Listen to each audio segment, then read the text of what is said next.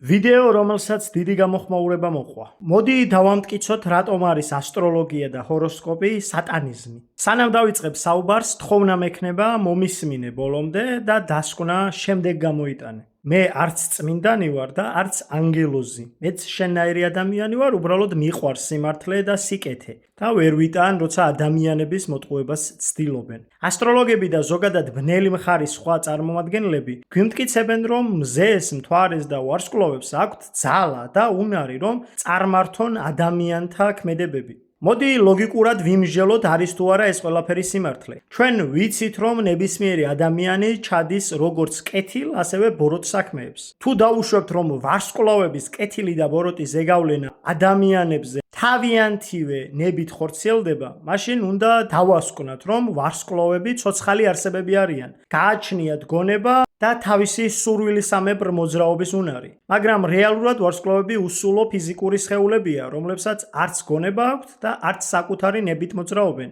მათი სულა დასაბამიდან დღემდე უფლის მიერ არის დადგენილი. ქრისტიანი ადამიანები ფიზიკურად ვერ დაუშვებთ, რომ კეთილთან ერთად ბოროტის ზეგავლენის უნარი ნათობებში უფლის მიერ არის ჩადებული, რადგან ეს აშკარად ღვთისგმობაა. რატომ? იმიტომ, რომ მათი ეს კეთილი და ამავდროულად ბოროტი ბუნება მათივე შემოქმედი ღმერთის დამსახურება გამოდის. წმინდა წერილი კი გვეუბნება, რომ ღმერთში არ არის ბოროტება, ღმერთი არ ბადებს ბოროტს, ანუ არ არის მიზეზი ბოროტებისა.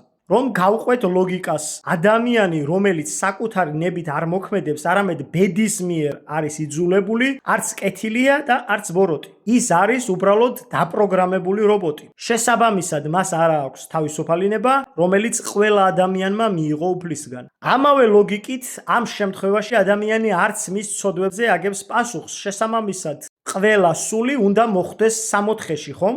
აბა კითხავთ, ყველა სული სამოთხეშია? არა, ხომ?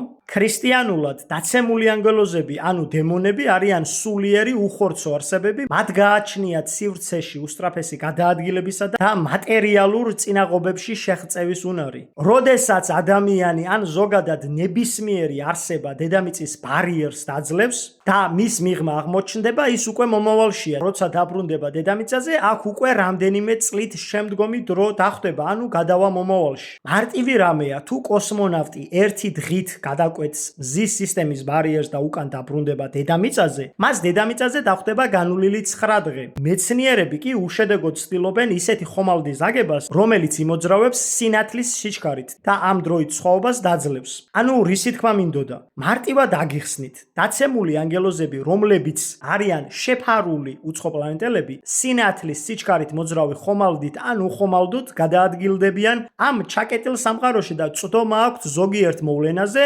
მომავალში, რისი დახმარებითაც ადამიანების მანიპულირებას ცდილობენ. რაც შეეხება ბეთლემის ვარსკვლავის და მოგვების ისტორიას. გადმოცემით, შობის ვარსკვლავი მაშინ გამოჩნდა, როცა მთავარანგელოზმა გაბრიელმა ქალწულ მარიამს ახარა, რომ მისგან იშვებოდა ქვეყნიერების მხსნელი უფალი იესო ქრისტე. სწორედ ამ ვარსკვლავს გამოყვნენ მოგვები, ანუ საიდუმლო ცოდნის მფლობელები. ასტრონომია და მათემატიკა ძველ სამყაროში წმინდა მეცნიერებებად აღიქმებოდა. ზოგი მეცნიერი მიიჩნევს, რომ ეს არა რომელიმე კონკრეტული ვარსკვლავი, არამედ ორი ციური სხეულის სატურნისა და იუპიტერის ერთ ხაზზე განლაგების მომენტი იყო. მოგვები იცნობდნენ დანიელის წინასწარმეტყველებას, რომელიც ქრისტეშობამდე დიდი ხნის წინ ბაბილონში ცხოვრობდა. ისინი არა ასტროლოგები, არამედ ასტრონომები და მათემატიკოსები იყვნენ. გადმოცემის თანახმად ერთი მოგვი ქალდეველი იყო, მეორე არაბი, მესამე კი ეთიოპიელი, ანუ სემის, ქამის და იაფეტის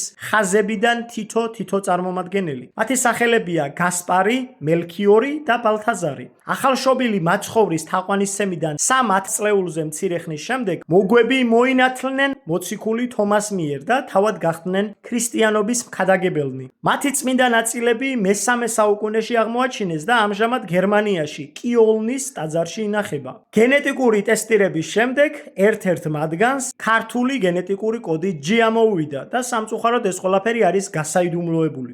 ლოგიკურია მიხვდებით, რომ ქალდეվել მოგუს ამოუვიდა G გენეტიკური კოდი. რაც შეეხება სვეტიცხოვლის ასტრონომიულ სიმბოლოებს. დიახ, არსებობენ ვარსკვლავები, არსებობენ პლანეტები, არსებობს მზის სისტემა, არსებობს ირმის ნახტომი, ანდრომედა, ლანიაკეა, მაგრამ ეს იმას ნამდვილად არ ნიშნავს, რომ ეს ყველაფერი ცოცხალია და თავისით გადაადგილდება კოსმოსურ უსასრულობაში. ბოროტს შეუძლია მათ შორის ისეთ ადგილებში შეღწევა, რომელიც ზოგიერთისთვის წარმოუდგენელია, მათ შორის ტაძრებში. მაგრამ ბოროტი აუცილებლად დამარცხდება, რადგან სიკეთე არის სიცოცხლის წყარო, ხოლო ბოროტება სიკვდილის. სიცოცხლე კი მუდამ ძლევს სიკვდილს. ეს ჩვენი უნაკლო, ლამაზი და სიცოცხლით სავსე სამყარო უფლის შექმნილია. შენ თუ სხვა აზრზე ხარ, მაშინ არც ფიზიკა გესმის და არც სხვა სფეროები. სამყაროს ყავს შემქმნელი. სადაც არის სიმართლე და სიკეთე, იქ არის უფალი და სადაც არის უფალი, იქ არის გამარჯვება. უფალმა გაგახაროთ და გაგაძლიეროთ, უფალმა კეთილ გზაზე გატაროთ მუდამ.